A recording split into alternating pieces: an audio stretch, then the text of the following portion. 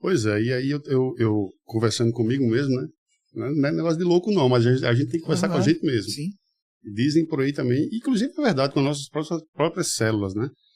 E assim, e aí eu conversando comigo, eu comecei a pensar nisso que você acabou de falar, porque isso aí vem dos nossos ancestrais, né? Isso. Sempre foi assim. Sempre.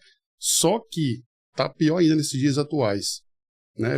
E é bem interessante, eu vou citar sempre meu exemplo de vida, porque é coisa natural, é coisa que realmente acontece.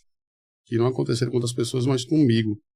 E aí, eu trabalhava em algumas empresas, né? E nas duas últimas que eu trabalhei, eu fui contratado porque eu era conhecido como um cara de alta performance. Eu digo, meu Deus, como... Aí essa terceira empresa que eu estou agora, trabalho com uma pessoa que eu já trabalhei há uns 12 anos atrás, 13 anos atrás. Eles não, eu vou chamar você porque você é um cara de alta performance. E eu estava numa mentalidade já, né?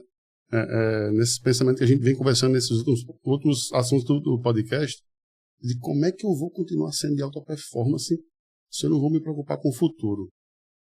Mas não é somente se preocupar com o futuro, a gente tem que ter responsabilidades.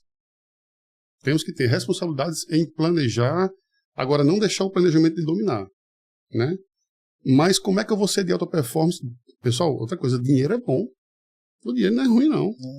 Agora, nunca foi ruim. E eu quero também, gosto, mas isso jamais vai ser o meu Deus, o Deus da minha vida.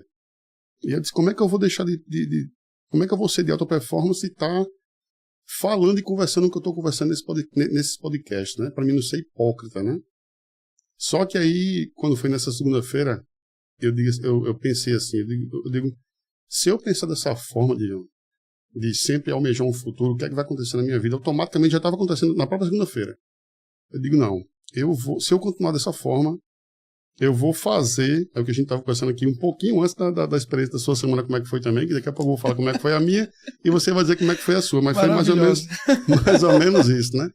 E assim, caramba, se eu me preocupar tanto com o futuro, eu vou tornar o presente um meio de eu chegar até o futuro. Isso. E automaticamente, Diego, eu não vou viver o presente. E foi isso que eu brequei na hora, na segunda-feira, e disse, não, eu não vou fazer o presente no meio para chegar ao futuro, não.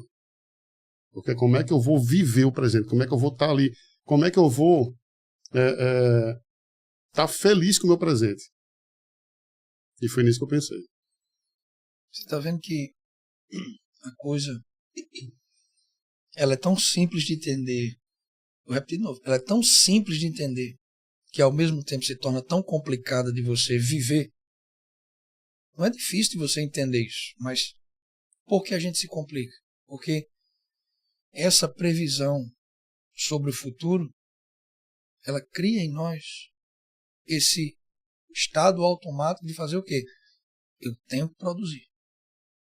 Eu tenho que dar resultado. Essa cobrança interna, ela lhe expulsa o tempo todo, ela lhe joga para fora do paraíso, ela tira você desse universo infinito de possibilidade que é o agora e faz com que você viva uma ilusão de que as coisas vão acontecer, elas vão acontecer lá na frente, tipo, mas acorda, tipo, não tem nada que vai acontecer lá. É um eterno semear aqui para que esse aqui seja chamado de futuro por você, se você ainda quiser que seja. Porque o que a gente chama de futuro nunca existiu.